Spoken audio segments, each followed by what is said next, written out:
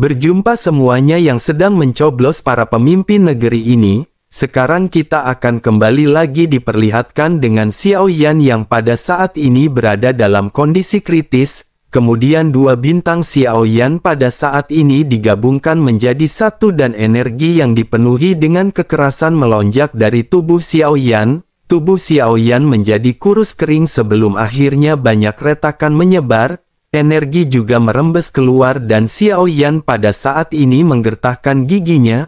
Origin Qi yang kejam ini benar-benar di luar kendali dan bergegas menuju ke arah tubuh dan jiwa Xiao Yan yang telah rusak. Jika hal ini terus berlanjut maka dengan tubuh yang telah mencapai titik kritis ini, maka hal tersebut akan menyebabkan Xiao Yan meledak dan mati. Pada saat ini sudah 2/3 bintang telah tergabung dan dapat dikatakan bahwa Xiao Yan hanya tinggal menyelesaikan langkah terakhir. Namun meskipun begitu dengan kondisi Xiao Yan saat ini langkah tersebut benar-benar terasa jauh, pikiran Xiao Yan juga pada saat ini terasa kosong dan Xiao Yan masih belum meminta bantuan dari permaisuri. Bersamaan dengan hal tersebut suara-suara juga terdengar di benak Xiao Yan. Suara tersebut berkata bahwa dirinya selalu berada di sini. Selama Xiao Yan membuka mulut maka dirinya akan mengambil tindakan kapan saja. Bersamaan dengan suara ini yang terdengar arus hangat pada saat ini segera melonjak di tubuh Xiao Yan. Ada juga vitalitas yang agung yang mulai mengalir dengan deras dalam tubuh Xiao Yan. Suara yang ternyata berasal dari permaisuri juga pada saat ini kembali terdengar ketika berkata bahwa kekerasan kepala Xiao Yan sangat mirip dengan Xiao Yan di kehidupan sebelumnya. Xiao Yan yang pada saat ini hendak pingsan segera mendapatkan kembali kesadarannya di bawah nutrisi vitalitas yang agung ini. Meridian yang rusak di tubuh Xiao Yan juga bahkan pada saat ini menjadi semakin kuat dengan cepat. Xiao Yan juga mulai menggunakan kembali pagoda pemurnian untuk menyelesaikan penggabungan terakhir. Xiao Yan menyadari bahwa ini merupakan bantuan dari permaisuri dan Xiao Yan segera meraung di saat yang kritis. Xiao Yan berkata jika Chen Xian Yuan mengambil tindakan, Chen Xian Yuan tidak boleh menghilang setelah Xiao Yan menerobos. Xiao Yan sejujurnya tidak pernah meminta bantuan permaisuri karena Xiao Yan merasa khawatir. Xiao Yan takut permaisuri tidak memiliki banyak kekuatan lagi. Xiao Yan khawatir permaisuri akan menghilang setelah dirinya mengambil tindakan membantu Xiao Yan. Hal yang paling menyakitkan dalam hidup adalah sebuah perpisahan. Yang lebih menyakitkan lagi daripada perpisahan adalah menyaksikan orang di hadapannya pergi di depan mata kepalanya sendiri. Xiao Yan telah mengalami hal ini dan bahkan hingga saat ini Xiao Yan masih belum bisa melepaskan semua anggota tim Fearless. Ketika Xiao Yan memasuki tempat ini Xiao Yan sesungguhnya menggunakan permaisuri sebagai batu loncatan. Xiao Yan tidak terlalu peduli dengan bantuan permaisuri pada awalnya. Namun di hadapan ketulusan dari permaisuri bagaimana mungkin Xiao Yan masih merasa dingin terhadap permaisuri. Permaisuri sudah memiliki bobot di hati Xiao Yan dan Xiao Yan berharap bahwa setelah semuanya tenang, Xiao Yan masih memiliki kemampuan untuk membantu permaisuri bangkit. Xiao Yan pada saat ini menggertakkan gigi dan setelah tidak adanya respon dari permaisuri Xiao Yan kembali berteriak. Xiao Yan berkata bahwa Xiao Yan tahu Chen Xian Yuan mendengar Xiao Yan. Dengan tidak adanya tanggapan ini Xiao Yan berniat untuk berhenti dan dengan paksa melepaskan diri dari kondisi kultivasi. Xiao Yan tidak bisa menerima jika permaisuri pergi dengan cara ini. Di dalam hidup Xiao Yan ada terlalu banyak hal dan orang yang kehilangan nyawa mereka seperti ini karena Xiao Yan.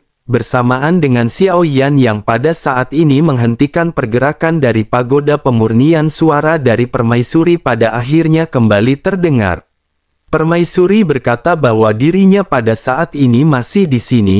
Xiao Yan telah membuatnya menangis dan tidak bisakah Xiao Yan menjadi lebih tenang? Ini adalah takdir Xiao Yan dan Xiao Yan jangan terganggu atau jika tidak semua usaha Xiao Yan akan sia-sia. Mendengar hal tersebut Xiao Yan pada akhirnya segera kembali berbicara kepada permaisuri. Xiao Yan berkata bahwa Xiao Yan akan melakukan semuanya dengan baik. Saat dirinya memiliki kekuatan seperti yang mulia, maka Xiao Yan akan memberikan harapan terbaik. Xiao Yan, putri Xiao Yan adalah ratu dunia bawah, dan selama jiwa dari Chen Xian Yuan masih ada, putri Xiao Yan pasti akan bisa membangkitkannya. Begitu suara Xiao Yan terdengar, Xiao Yan pada saat ini kembali fokus pada proses penggabungan. Xiao Yan menyadari bahwa Xiao Yan pada saat ini juga tidak bisa mengabaikan usaha dari permaisuri. Xiao Yan pada akhir menggeretakkan giginya dan di bawah asupan energi serta vitalitas yang kuat, Xiao Yan pada saat ini terus-menerus menekan proses penggabungan. Setelah menggertakkan gigi dan usaha untuk waktu yang lama, pada akhirnya kedua bintang akhirnya bergabung menjadi satu. Ledakan seketika terjadi dengan aura yang kuat dan mendominasi yang muncul dari Xiao Yan. Ini bukanlah kekuatan yang kuat tetapi merupakan momentum aura yang mendominasi, seolah-olah Xiao Yan sedang mendominasi dunia. Aura ini juga dapat dirasakan oleh semua makhluk keabadian yang berada di sekitar. Mereka semua segera melihat ke arah aura tersebut dengan takjub. Mata mereka pada akhirnya segera tertuju pada Xiao Yan yang pada saat ini duduk bersila. Di antara banyak orang yang terkejut pada saat ini ada juga Zuci yang berdiri di atas binatang terbang. Matanya tertuju kepada Xiao Yan karena dirinya tahu bahwa Xiao Yan pada saat ini sedang membuat terobosan. Namun dengan adanya permaisuri di samping Xiao Yan, bagaimana mungkin Zuci berani pergi mengganggu Xiao Yan? Tentu saja Zuci juga tidak pernah berpikir untuk memanfaatkan kesempatan demi menghancurkan orang lain. Meskipun dirinya tidak mengetahui hubungan di antara mereka, meskipun mereka saling berhadapan, mereka sebenarnya tidak memiliki kebencian yang mendalam satu sama lain. Merasakan aura yang datang dari Xiao Yan, Zuci juga belum pernah memiliki aura seperti ini. Bahkan setelah dirinya menerobos ke tingkat keabadian, Zuci juga memiliki sedikit kecurigaan karena Xiao Yan sama seperti Zuci yang bisa menggunakan klon. Namun jika dilihat dari auranya, maka aura yang dipancarkan ini bukan berasal dari klon Xiao Yan, melainkan ini merupakan aura jati diri Xiao Yan sendiri. Zuci pun bergumam bahwa masih belum ada aura keabadian dan orang ini masih berada di tingkat dogat. Namun jika dirinya masih di tingkat dogat dengan momentum yang begitu kuat, mungkinkah dirinya telah menerobos ke alam legendaris di antara dogat? Zuci pada saat ini sedikit merenung dan tentu saja mengenai alam leluhur seperti ini Zuci telah mendengarnya,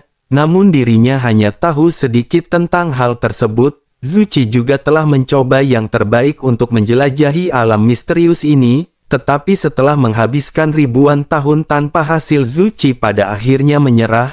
Zuci juga menarik kesimpulan dan Zuci tidak yakin apakah alam leluhur ini benar-benar ada. Zuci pada akhirnya lanjut bergumam bahwa dirinya ingat alam legendaris itu disebut dengan alam leluhur dogat. Dikabarkan bahwa permaisuri merupakan salah seorang yang telah berhasil menerobos alam leluhur dogat. Zuci pikir ini hanyalah alam yang dibuat-buat, tetapi ternyata tidak dan hal tersebut benar-benar ada. Sementara itu kembali ke Xiao Yan yang pada saat ini menghela nafas. 40 miliar origin Qi Xiao Yan pada saat ini telah bergabung menjadi satu dan ini merupakan bintang besar yang bersinar terang. Ada garis merah yang pada saat ini muncul dari bintang dan ini merupakan garis merah yang pernah dilihat oleh Xiao Yan.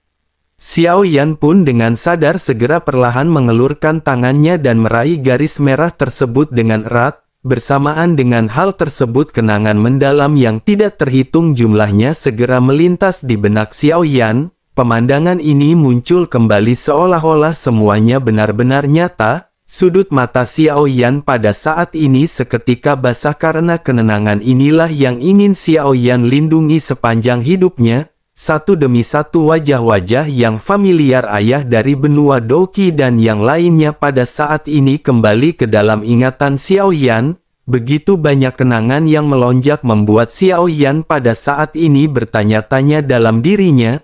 Xiao Yan pada saat ini benar-benar ragu bagaimana Xiao Yan akan bisa memenuhi tugas penting dengan kekuatan Xiao Yan, bagaimana Xiao Yan bisa melindungi semua orang yang disayanginya. Meskipun Xiao Yan telah mencoba yang terbaik, semuanya benar-benar tampak seperti menjadi bumerang. Taiksu bahkan pada saat ini datang jauh lebih awal daripada yang diharapkan oleh Xiao Yan. Dengan begitu Xiao Yan tidak memiliki waktu lebih untuk bisa berlatih. Taiksu telah menyerbu dan meskipun Xiao Yan telah menerobos ke alam leluhur Dogat, Xiao Yan pada saat ini masih tetaplah seorang Dogat. Hal ini memberikan tekanan yang luar biasa di hati Xiao Yan dan Xiao Yan tidak tahu bagaimana menghadapi pertempuran selanjutnya.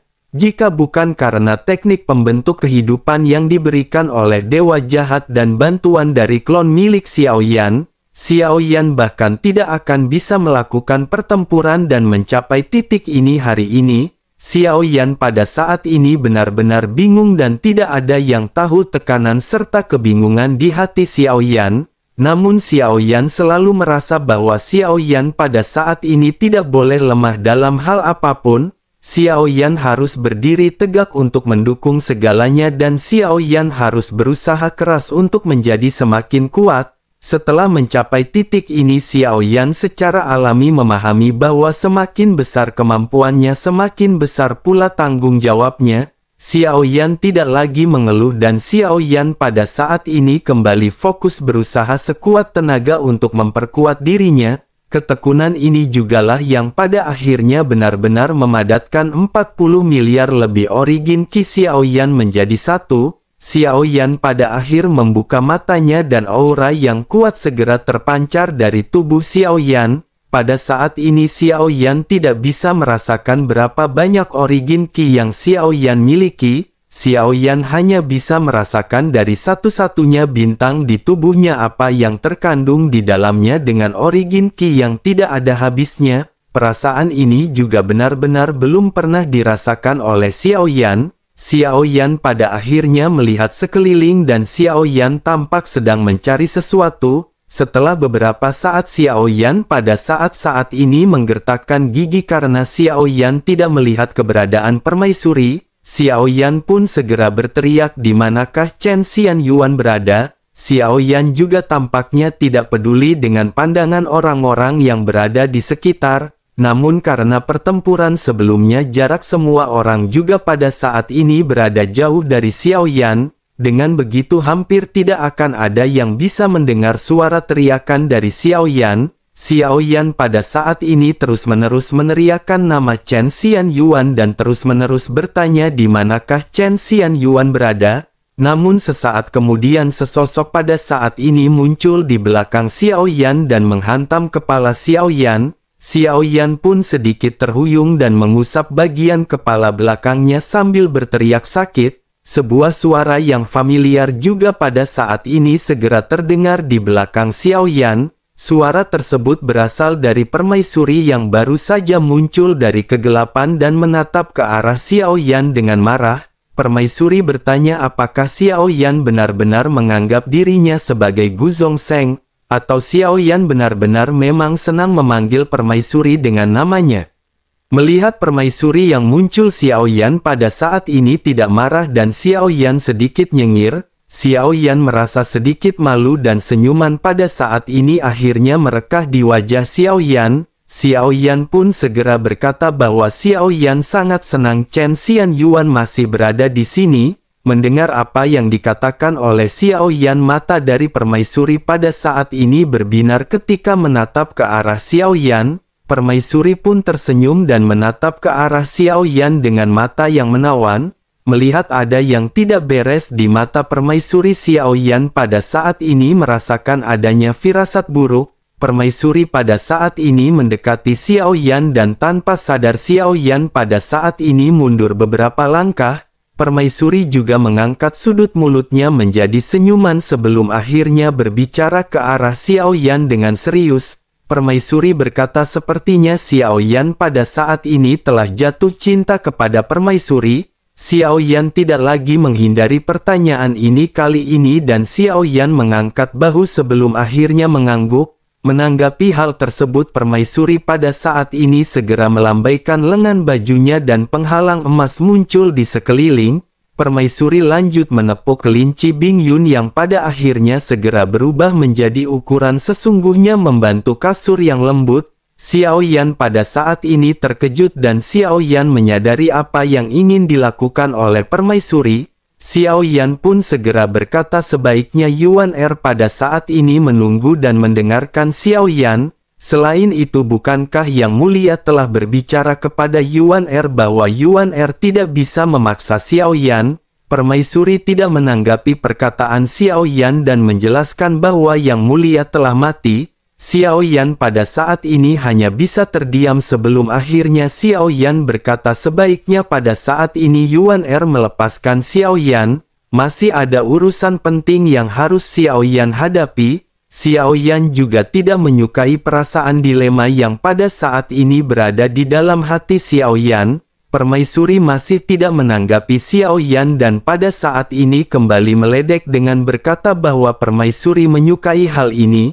Xiao Yan pun hanya bisa tertegun dan ketika permaisuri menyentuh bagian bawah Xiao Yan pun tanpa sadar segera berteriak sedikit. Permaisuri segera berkata sebaiknya Xiao Yan pada saat ini terus berteriak karena semakin keras Xiao Yan berteriak semakin bersemangat permaisuri. Pada saat ini prajurit permaisuri juga sudah berada di luar bola emas. Ada ratusan ribu sosok dari istana Dewa Pemburu juga. Semuanya memandangi bola emas dengan tatapan serius. Zuchi juga memasang tatapan serius dan di saat yang sama dirinya menghela nafas penyesalan yang panjang. Semua orang pada saat ini merasa bahwa permaisuri dan Xiao Yan sedang melakukan sesuatu yang penting. Jian Xiang yang juga pada saat ini tertegun dan memiliki pemikiran yang sama dengan semua orang. Rata-rata di antara mereka pada saat ini bergumam sepertinya permaisuri akan memberi Xiao Yan keberuntungan. Entah berapa lama waktu berlalu dan Xiao Yan pada saat ini terlihat tidak memiliki ekspresi di wajahnya. Xiao Yan berbaring telanjang di atas punggung kelinci Bingyun. Mata Xiao Yan terlihat kosong dan tidak ada yang tahu apa yang pada saat ini dipikirkan oleh Xiao Yan. Di samping Xiao Yan pada saat ini wajah permaisuri tampak terlihat kemerahan. Xiao Yan terdiam untuk waktu yang lama dan hal ini bukan karena Xiao Yan tidak bahagia. Justru Xiao Yan pada saat ini juga merasakan adanya sedikit kesedihan. Jika Xiao Yan menutup matanya, Xiao Yan bahkan mengira bahwa orang yang berbaring di sampingnya adalah Kailin. Namun orang ini memiliki kekuatan yang lebih kuat daripada Xiao Yan. Xiao Yan merasa dingin di hatinya dan hal ini benar-benar sungguh tidak bisa terbayangkan. Jika saja Kailin memiliki kekuatan melampaui Xiao Yan, pemandangan yang akan dirasakan oleh Xiao Yan ketika bersama dengan Kailin mungkin akan sama seperti sekarang. Xiao Yan pada saat ini benar-benar tidak memiliki pilihan lain selain menyerah di hadapan permaisuri. Keadaannya sudah menjadi seperti ini. Xiao Yan pada akhirnya segera merapihkan pakaiannya dan semuanya sepertinya tidak pernah terjadi. Permaisuri juga pada saat ini memandang ke arah Xiao Yan dan mulai berbicara dengan lembut. Permaisuri bertanya apakah sesuatu terjadi pada dunia sensi. Mendengar kata-kata dari permaisuri, Xiao Yan perlahan mengangkat kepalanya dan memandang permaisuri dengan serius. Xiao Yan lanjut mengangguk dan menjelaskan bahwa Xiao Yan telah mencari jiwa pemimpin Taiksu dan mengetahui bahwa Taiksu telah menyerbu sensi terlebih dahulu. Menurut informasi yang diperolehnya ketika ada di dunia sensi, mereka setidaknya membutuhkan waktu 1000 tahun. Tetapi baru saja Xiao Yan mendapatkan informasi dari pencarian jiwa yang menyatakan bahwa Taiksu telah menyerbu. Selain itu, titik terobosannya juga adalah kampung halaman Xiao Yan. Permaisuri pun mengangguk ringan dan tidak ada banyak kesungguhan di matanya. Permaisuri segera berkata pantas saja Xiao Yan menyentuh ambang alam leluhur begitu cepat. Xiao Yan pada saat ini tersenyum pahit dan menggelengkan kepalanya mendengar apa yang dikatakan oleh permaisuri. Berbicara mengenai alam leluhur para dewa, Xiao Yan pada saat ini masih belum bisa merasakan lebih banyak manfaatnya. Xiao Yan pada akhir berkata kepada permaisuri, apa gunanya Xiao Yan pada saat ini menerobos alam leluhur para dewa, bahkan Xiao Yan belum mencapai keabadian selama invasi dari Taiksu sebelumnya, pertempuran berikutnya juga pasti akan lebih brutal dan tidak mungkin bagi Xiao Yan untuk bisa mengubah situasi dengan kekuatannya saat ini. Permaisuri kembali mengangguk dan sosoknya pada saat ini memandang ke arah Xiao Yan dengan serius. Permaisuri merasakan adanya ketidaksabaran Xiao Yan ketika Xiao Yan berkultivasi sebelumnya. Ini bukanlah hal yang baik untuk Xiao Yan dan permaisuri pada saat ini harus kembali mengingatkan Xiao Yan. Permaisuri pun berkata bahwa apa yang dikatakan oleh Xiao Yan memang benar. Dengan kekuatan Xiao Yan saat ini memang terlalu sulit untuk bersaing dengan Taiksu yang lebih kuat. Secara alami yang terbaik adalah Xiao Yan pada saat ini bisa mencapai keabadian kaisar. Namun untuk mencapai hal semacam ini tidak lagi bisa dilakukan dengan memaksakannya. Saat ini Xiao Yan harus lebih tenang sebelum akhirnya Xiao Yan bisa menerobos. Xiao Yan menganggukkan kepalanya karena Xiao Yan secara alami mengetahui apa yang dikatakan oleh permaisuri. Hanya saja hati Xiao Yan dekat dengan kampung halamannya di benua Doki dan dengan begitu maka informasi yang didapatkan oleh Xiao Yan ini benar-benar membuat Xiao Yan tidak bisa tenang. Dua dunia ini merupakan sesuatu yang Xiao Yan putuskan di dalam hatinya untuk selalu dilindungi oleh Xiao Yan. Bersamaan dengan Xiao Yan yang sedikit merenung, permaisuri pada saat ini kembali berbicara kepada Xiao Yan. Permaisuri berkata bahwa Xiao Yan pada saat ini tidak perlu terlalu khawatir. Jika menganalisis dari perkataan Xiao Yan, menurut permaisuri sepertinya lokasi kampung halaman Xiao Yan berada seharusnya relatif lemah. Xiao Yan mengangguk dan Xiao Yan berkata bahwa memang benar kehampaan di mana kampung halaman Xiao Yan berada memiliki kekuatan tempur terlemah. Itu juga sepertinya yang menyebabkan Taiksu memilih untuk menyerang dari sana. Permaisuri menganggukkan kepalanya dan berkata, tetapi meskipun begitu Xiao Yan tetap tidak perlu khawatir. Kehampaan di kampung halaman Xiao Yan mungkin tidak selemah yang Xiao Yan kira. Terlebih lagi invasi dari Sensi ini tentu saja akan terkait dengan seluruh dunia. Orang-orang Sensi juga pasti akan mengambil tindakan karena begitu Taiksu menduduki tempat dimanapun di dunia Sensi, hal tersebut benar-benar akan sangat merugikan semua orang di dunia Sensi. Daripada Xiao Yan pada saat ini khawatir, lebih baik Xiao Yan berfokus untuk menjadi semakin tenang sesegera mungkin. Xiao Yan harus mencari peluang untuk terobosan dan kembali ke Sensi dan dengan begitu semuanya akan bisa diketahui. Xiao Yan kembali mengangguk dan Xiao Yan mengetahui niat dari permaisuri. Xiao Yan pun menarik nafas panjang dan Xiao Yan pada saat ini bisa merasakan aura di tubuhnya yang sangat stabil. Xiao Yan pada akhirnya segera kembali mengucapkan terima kasih kepada permaisuri. Permaisuri tersenyum dan berkata bahwa Xiao Yan tidak perlu berterima kasih kepada permaisuri. Setiap orang mendapatkan apa yang mereka butuhkan, terlebih lagi keterampilan Xiao Yan juga memang bagus. Melihat ekspresi permaisuri yang tersenyum dengan sedikit meledek, Xiao Yan pada saat ini tersipu malu. Xiao Yan tahu kemanakah arah pembicaraan dari permaisuri dan Xiao Yan pada saat ini hanya bisa tersenyum pahit. Bersamaan dengan Xiao Yan yang pada saat ini terdiam, permaisuri pada akhirnya kembali melambaikan tangannya. Bola penghalang berwarna keemasan pada akhirnya menghilang dan sosok Xiao Yan serta permaisuri sudah kembali berada di hadapan semua orang. Xiao Yan juga pada saat ini seketika tersadar sebelum akhirnya Xiao Yan menoleh ke arah Zuci yang berdiri di atas binatang terbang di kejauhan. Mata Zuci juga pada saat ini tampak sedang memperhatikan Xiao Yan. Xiao Yan pun lanjut bergumam bahwa sudah waktunya untuk menyelesaikan permasalahan selanjutnya. Meskipun mereka berdua berjauhan dalam kehampaan, tetapi mata mereka masih saling bersentuhan di kehampaan.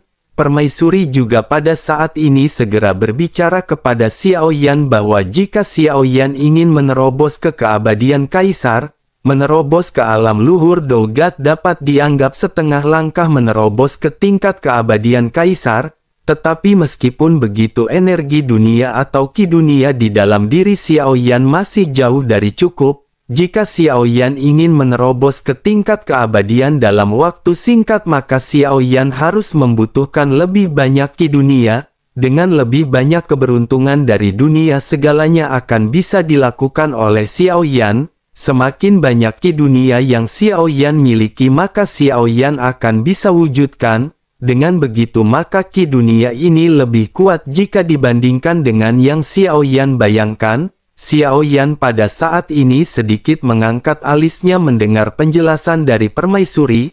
Xiaoyan sesungguhnya merasa sangat asing dengan ki dunia yang disebutkan oleh permaisuri. Xiaoyan hanya tahu bahwa ki dunia ini berbeda daripada origin ki dan kekuatan keabadian. Hal itu memiliki semacam kekuatan yang terikat tetapi kekuatan ini tidak dapat disentuh. Alasan mengapa banyak Dolgat bintang 9 puncak tidak mampu menerobos ke keabadian kaisar adalah karena sebagian besar di antara mereka tidak memiliki ki dunia. Dengan kata lain mereka tidak dikenali oleh ki dunia tempat mereka berada dan dengan begitu mereka tidak dapat menerobos ke keabadian. Memikirkan hal tersebut pada saat ini sama kali tanpa ragu segera mulai bergerak. Xiaoyan segera melangkah maju dan ledakan pada saat ini seketika terjadi. Tubuh Xiaoyan juga berubah menjadi pelangi dan suara ledakan sonik bergema di kehampaan di sekitar. Orang-orang dari istana Dewa Pemburu di sekitar Zuci pada saat ini segera mengepung Xiaoyan. Namun begitu mereka datang mata Xiaoyan pada saat ini menjadi semakin dingin. Aura kuat juga menyebar kembali keluar dari tubuh Xiaoyan. Dalam sekejap orang-orang yang mendekat dari istana Dewa Pemburu merasa tegang. Jantung mereka terasa seperti ditekan oleh telapak tangan yang megah. Mereka kesulitan untuk bernapas dan rasa tertekan serta tercekik seperti ini segera membuat semua orang mundur sekejap. Mereka hanya bisa memandang ke arah Xiaoyan dengan tatapan ngeri dan mereka tidak berani melangkah maju. Meskipun mereka jelas merasakan aura di tubuh Xiaoyan yang tidak kuat, mereka tidak tahu kenapa mereka bisa merasa begitu tertekan di hadapan Xiaoyan. Sementara itu Xiaoyan pada akhirnya memandang Zuci dari jarak dekat dan mulai berbicara dengan suara yang dalam. Xiaoyan berkata Xiaoyan datang ke sini karena harus ada akhir di antara mereka. Mendengar apa yang dikatakan oleh Xiaoyan, Zuci juga pada saat ini mengangguk tetapi Zuci tampak terlihat bingung. Zuci tidak takut akan hidup dan mati tetapi dirinya pada saat ini sesungguhnya ingin mencari tahu kebenaran dari semuanya. Zuci pun segera berkata bolehkah dirinya meminta Xiaoyan untuk menjelaskan dulu kepada Zuci sebelum pertempuran ini terjadi. Zuci ingin tahu mengapa ini terjadi, siapakah Zuci dan siapakah Xiaoyan. Zuci pada saat ini menggertakkan giginya karena benar-benar tidak mengetahui mengenai semua ini. Zuci selalu bertanya-tanya mengapa Xiaoyan terlihat mirip dengan Zuci. Awalnya Zuci mengira bahwa Xiaoyan adalah seorang peniru tetapi sekarang setelah melihat kekuatan dari Xiaoyan, Zuci tidak lagi memiliki keraguan terhadap Xiaoyan dan sebaliknya Zuci pada saat ini meragukan dirinya sendiri. Zuci tidak memiliki orang tua, tidak memiliki kerabat dekat di dalam ingatannya dan dirinya pada saat ini tampaknya muncul begitu saja. Yang terpenting lagi adalah bahwa setelah Xiaoyan muncul dan ketika memandang Xiaoyan sosoknya seperti melihat kerabat dekat, bahkan darah mereka seakan bergema seolah-olah mereka memiliki hubungan yang sangat dalam. Zuci pada akhirnya benar-benar ingin mengetahui identitasnya serta asal-usulnya sendiri. Xiaoyan juga pada saat ini mengangguk mendengar apa yang diminta oleh Zuci. Ini bukan lagi rahasia antara Xiaoyan dan Zuci.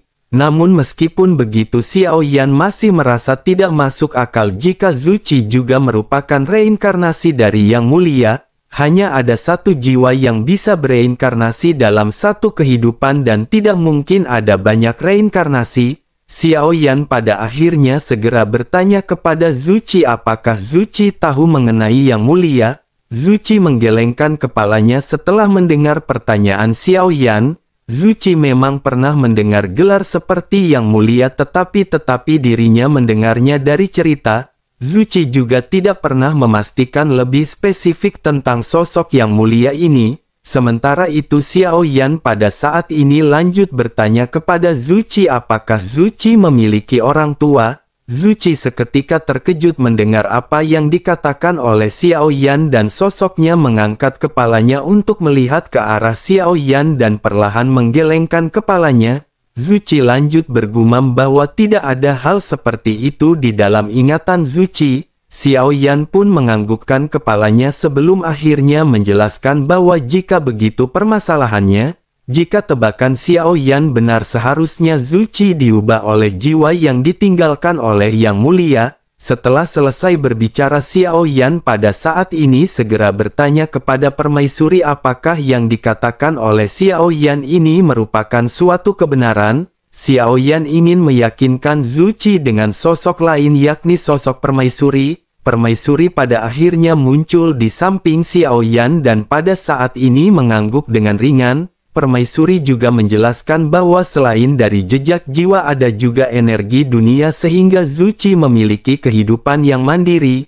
Yang Mulia sesungguhnya tidak memiliki anak, dirinya pernah ingin memiliki seorang putra bersama dengan Yang Mulia tetapi Yang Mulia menolaknya. Untuk alasan mengenai hal tersebut permaisuri juga tidak pernah mengetahuinya.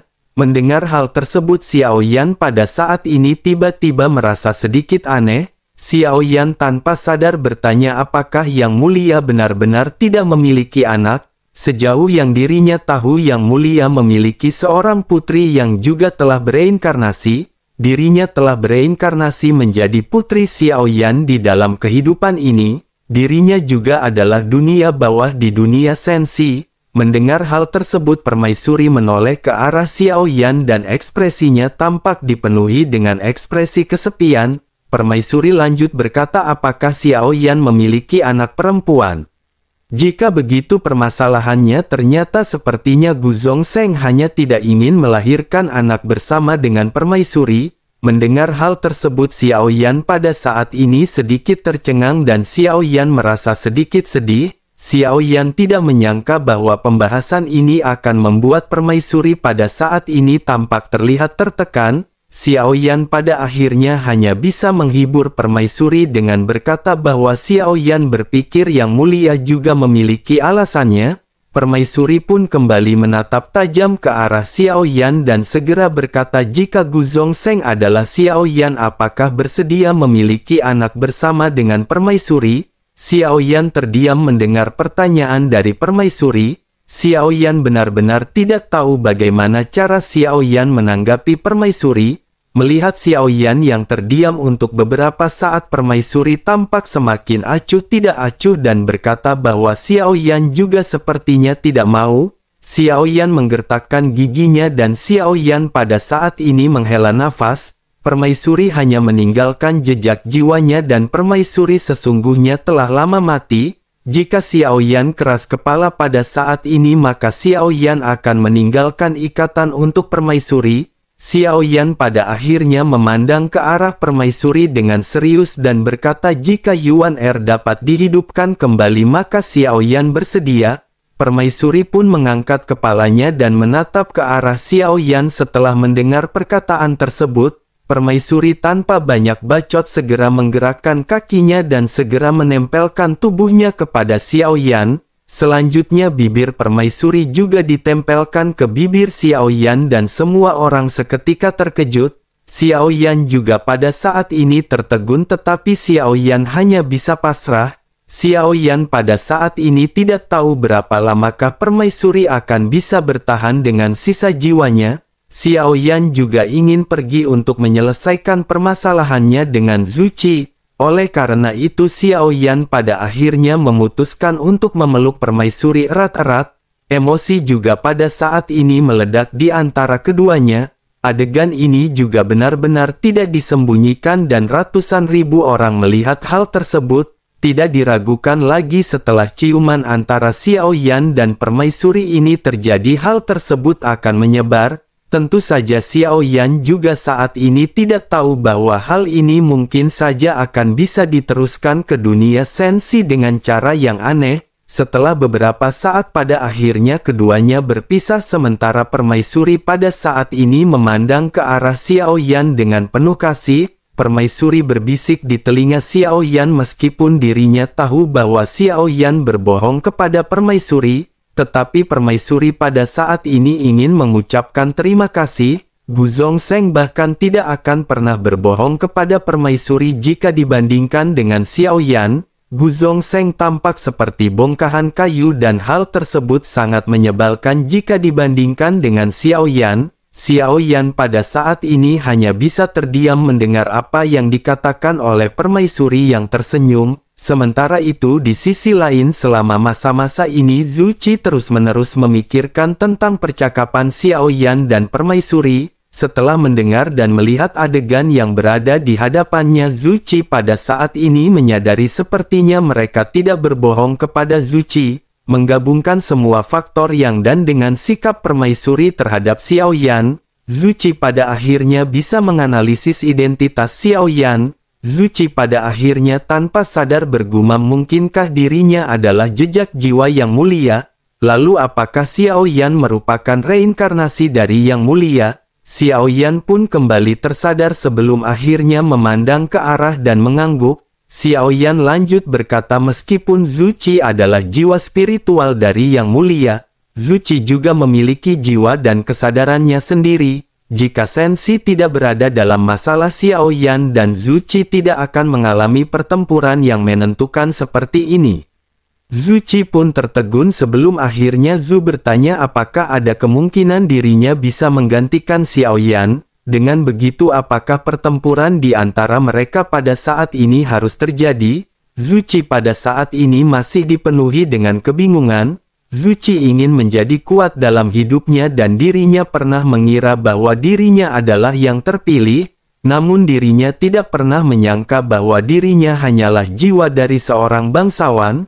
Keyakinan Zhu Qi pada saat ini benar-benar dihancurkan dan runtuh dalam sekejap mata. Zhu Qi juga tidak meragukan perkataan Xiao Yan. Menggabungkan semua faktanya termasuk dengan penampilan Xiao Yan, kemiripan juga menjelaskan segalanya. Ditambah dengan tingkah laku Permaisuri dan Xiao Yan, hal ini sudah cukup membuktikan bahwa apa yang dikatakan memang benar apa adanya. Zhu Qi pun menggertakkan gigi dan Zhu Qi teringat bahwa dirinya pernah mengira dirinya bisa menyaingi Permaisuri. Namun setelah semuanya terjadi tiba-tiba Zhu Qi merasa bahwa rencana dari Istana Dewa Pemburu semuanya tampak begitu tidak berarti. Zhu Qi juga pada akhirnya memahami bahwa kini pertarungan antara Xiao Yan dan Zhu Qi tidak lagi bisa dihindari. Dengan kata lain pada saat ini hanya akan ada satu di antara mereka yang bisa bertahan.